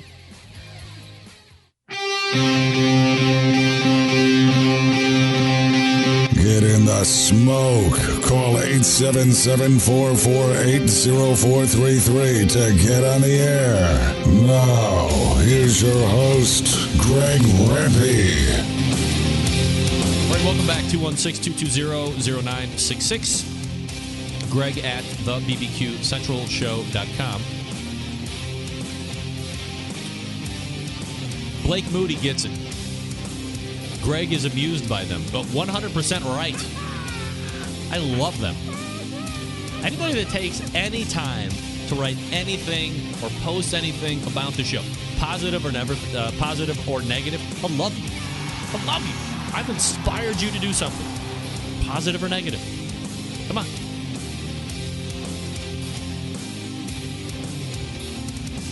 All right, if you want your chance to win a 3-pack of Butcher BBQ grilling oils, I suggest you go ahead and call in right now. 216-220-0966. 216-220-0966. We'll put you up. We'll play the game. Can a 7th grader say it? If you can win, if you can guess 3 of the 5 words that a 7th grader says, you will win a free, complimentary, not redundant, 3-pack of Butcher BBQ grilling oils, which can be found at butcherbbq.com. So dial in for that now. I want to welcome newest subscriber to the newsletter, Nick Matthews. Welcome in, Nick. Welcome in. Jason, you didn't get one word right? You didn't get one guess right? I know. Kid's smart. Maybe I asked a different 7th grader this time. Maybe. I have a wide selection of 9th graders and 7th graders to choose from. One of these days, I'm going to get that freshman's boyfriend down here and see what kind of smarts he got. Tomorrow, I mentioned this when we were talking with Mike McCloud. Tomorrow is the Powerball drawing, and it's like worth $1.5 billion. That's a lot. So the question is, if you bought or buy the winning ticket and you are now the proud owner of $1.5 billion, what are you doing with that? How do you collect it? And perhaps the biggest question of them all, do you take the lump sum or do you take the 30-year payments? I don't know. It's a question to be run through the gauntlet for sure, but needless to say, we have somebody on the line that is going to be playing the most fun and fantastic game show sweeping the nation. While it was, can a freshman say it? Now it's going to seventh grader say it. Yeah, baby. The rules are simple. You're going to guess on if a seventh grader can say a word which she's reading and then has to say it correctly out of their... And if you can get 3 of 5 correct, you get a chance to win 3 bottles of Butcher BBQ grilling oil. So we have a contestant on the line from the area code 605. Tell us a little bit about yourself. Hello? Hello. Hi. Who's this? This is Kevin. Hey, Kevin. How are you? I'm pretty darn good. Are you ready to play the game tonight, Kevin? I am. All right. Tell us a little bit about yourself. I 6'1", 270. Like long walks on the beach? Flip-flops and wigs, man. Hey. Yep. All right. There you go. All right. Let's play this game, Kevin. It's called Can a Seventh Grader Say It? I'm going to ask you, I'm going to give you a word, and then you're going to tell me, yes, the seventh grader can say it, or no, the seventh grader can't say it. And if you can do it 3 out of 5 times, you win Butcher BBQ products. Easy enough? Fantastic. All right. That sounds great. Here we go. The first word that we're going to be trying to guess tonight is business. Could a seventh grader look at the word business and not mess up and say something other than business? Yeah. Yep. All right, we'll lock you in for yes. Kevin thinks a seventh grader can say business. You're getting a lot of support in the chat room, by the way. So we will go to the seventh grader. Show me business. Business. Right. Wonderful. Outstanding. So you got 1. Let's go ahead and push it to the second one. Let's do it. The next word that we asked the seventh grader to say, Kevin, is candidate. Can a seventh grader say candidate?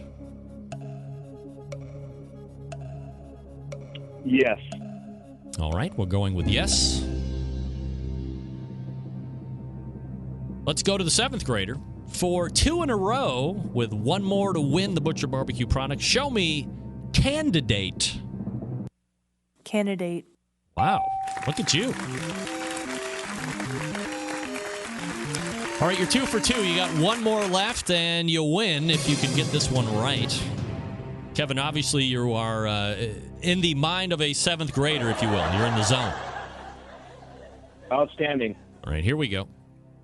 Last one, potentially, for the win. Can a seventh grader say deterioration?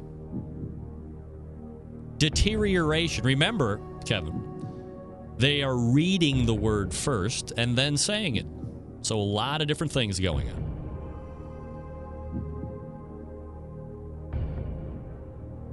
I'm going to say yes to that, too. Wow, look at this guy. He's on a roll. This is for all the marbles. You get this one right, you win the Butcher's BBQ products. Let's go to the seventh grader and show me deterioration. Deterioration. Wow, look at this guy. You are the man, Kevin. Hey, all right. All right, so Kevin, all you need to do is shoot me your shipping information, Greg at thebbqcentralshow.com. And Dave Bosca from Butcher BBQ will shoot you out the butter, the steakhouse, and the chipotle flavored garlic, or the grilling oils from Butcher BBQ. Fantastic. I use them already. It'll be great to have some extras. All right. Appreciate you calling in tonight and playing the game, Kevin. Thanks so much. Thank you. All right. Well, I don't know what to say here, folks, but that seventh grader has gotten 6 words right all in a row. Keeping score at home? Now, the trick is going to be... Let me see here. 1, 2, 3, 4, 5. She has a whole nother game left next week. Is there any word that she can't say? I don't know. But we'll find out next week when we play another round of Can a 7th Grader Say It? Thanks for joining me, everybody. Greg Rempe, so long, everybody. Yeah, that's fun. Congratulations to Kevin, who was like 6 foot something, right? 6 foot something. Long walks on the beach. He said it. Anyway, before we were so rudely interrupted with our game, by the way, thanks to Dave Bosca for donating grilling oils at a whim's notice to give away. If you win the Powerball, perhaps I should say, when you win the Powerball, and if you want to call in and let me know, 216-220-0966. Somebody's potentially, let's back out and go high level on this real quick. What if nobody wins the Powerball tomorrow? It went from like $875 or $900,000 a couple nights ago to $1.5 billion. So, if I do the math, and if you take the difference between where it was to what it is now, and then you take the $1.5 billion times number of states times the number of potential buyers, factor in the people that never play lotto just because they're going to do it. If my math is correct, if the Powerball isn't won tomorrow, the new total, according to my calculations here, will be $17 trillion. $17 trillion. Wow. I think you could almost... What's the national debt? I know national debt is in the trillions of dollars. Can you imagine? I hope that the Powerball doesn't win tomorrow for $1.5 billion, so the new jackpot can be $17 trillion. Trillion. Anyway, worst case scenario, if somebody wins the $1.5 billion tomorrow, what would you do? Here's what I would do. First of all, nobody would ever know about it. Nobody. Get that freak stuff out of here. I have an internal struggle going on within me. First of all, I think of the lottery is BS. It is almost a complete waste of money. There's a small chance that you could win. I have a better chance of going to a horse track and using the racing guide to actually winning money that I would feel odds-on good about than playing the lottery and thinking that I have any shot at winning. You have no shot at winning the lottery. No shot. You don't. Get that freak stuff out of here. But when there's a payout at $1.5 billion, it draws interest. People are now excited. People, well, why not spend $20, $30, $40, $50, $1,700 on lottery tickets? If I win, I'll never miss that $1,700. Agreed. I agree. Except you have no chance at winning. So I have that struggle within me. I do. I don't know if I should spend $3 or $10 or at the most $20. Because that's $20 that I could be using to buy 40 cans of Pabst Blue Ribbon. Versus, putting it right down the toilet. Wow. So there's that whole struggle. So at the most, I think I would spend $20 to win $1.5 billion and still feel okay if I won. Then I have to hire somebody. To go collect my money, but they can't say my name. Nobody can ever know it's me. The lawyer goes in. Does there have to be media? Because I want no cameras, nothing. I want to kind of fly in under the radar. Yes, I'm collecting this on behalf of my client and blah, blah, blah, blah, blah. And they prefer to remain nameless.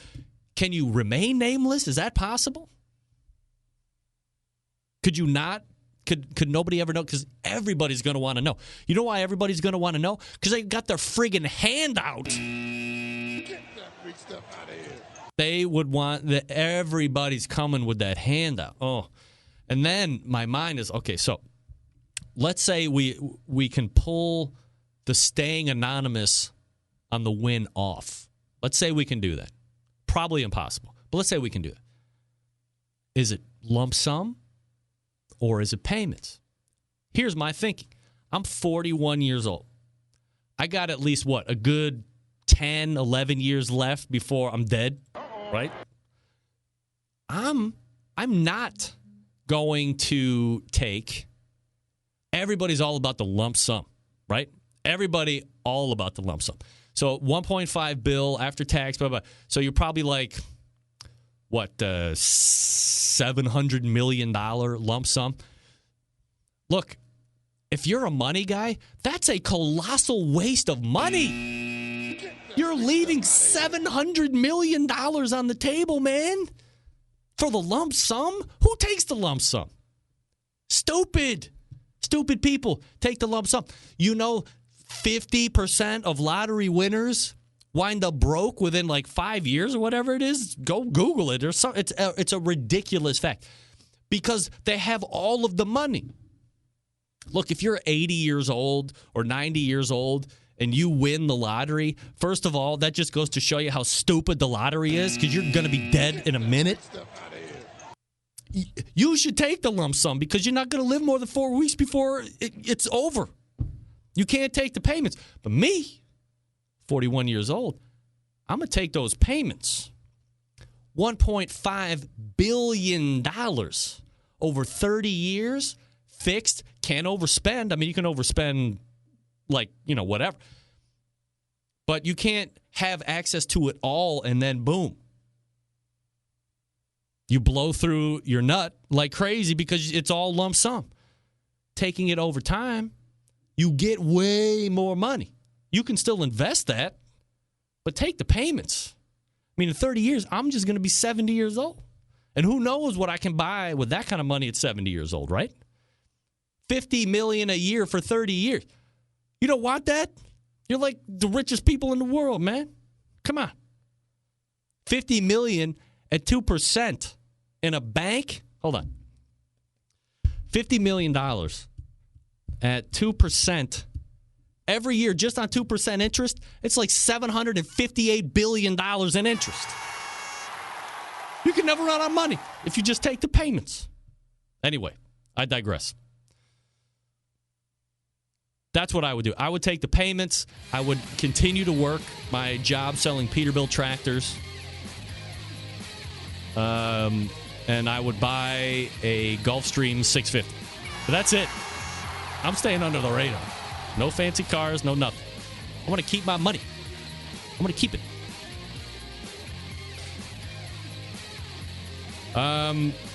Is this where I have no read. All right. Easy enough. We'll blow through here. Big name interviews, advice on cooking brisket and ribs, and the only host willing to share his honest opinion on all things important in the world of barbecue. It's the BBQ Central Show. All right, sorry about that. The question from Dennis Daniel is this. If you win the Powerball, would we see you next week? Unequivocally, 100%. Yes, of course. Just because I'm the world's newest 1.5 billionaire doesn't mean that all of a sudden I'm better than everybody else because I have all of the money in the world. Now, look, let me be honest. Maybe, if I win it tomorrow, would I be here, in a week from Tuesday? It's sketchy. I'm here to say there's at least, because I think I can get a lot of that media stuff handled, through the first couple days afterwards. Thursday, Friday, maybe some Saturday stuff. Dinner with, ownership groups and so forth. But, by Monday, things are going to be going back down. I got to go back to my job. I got appointments already set up for next Monday that I have to go. I have deals on the table that I'm trying to close. So I would absolutely be here next. And if not next Tuesday, definitely the following Tuesday. Absolutely the following Tuesday. Why wouldn't I be here? You got to. That's what my kids were saying last night. Would you quit work? Why would I quit work? I got to do something, man. I just can't be sitting upside the wall counting all of my money. Patrick Paquette, Greg Rempe will not buy the Browns. No. Get that free stuff out of here. I will be making sound investments. There's no way I would ever buy a pro sports team. No. I'm taking my money. I'm taking the payments. I'm investing it wisely. It's going to be great. Let me tell you, I win that money, I will have I could get celebrities right here, see this chair right here? I could get celebrities in that corner right now. I could. I win at 1.5 bill. Celebrities will be in here. They will be asking me to come on my show. I will all of a sudden have the most popular internet show anywhere because I won $1.5 billion. I would be here. I have to do something. You have to have a hobby. This is my hobby. I had it when I'm poor. I have it now that I have a few bucks. If I have all of the money, I still want to do. I'm still passionate about doing this, whether I have $1.5 billion or $1.5. I like doing the show. That doesn't mean that I would stop doing the show. I would still work. Got to work, man. I'm a worker. I like to work. I like to work for people. All right. Nevertheless, Regal or porn star for $1 million. That's right. I could gain a huge audience by giving away $100,000 every week, and I could write that off. Right? That's an expense. Surely it is. All right.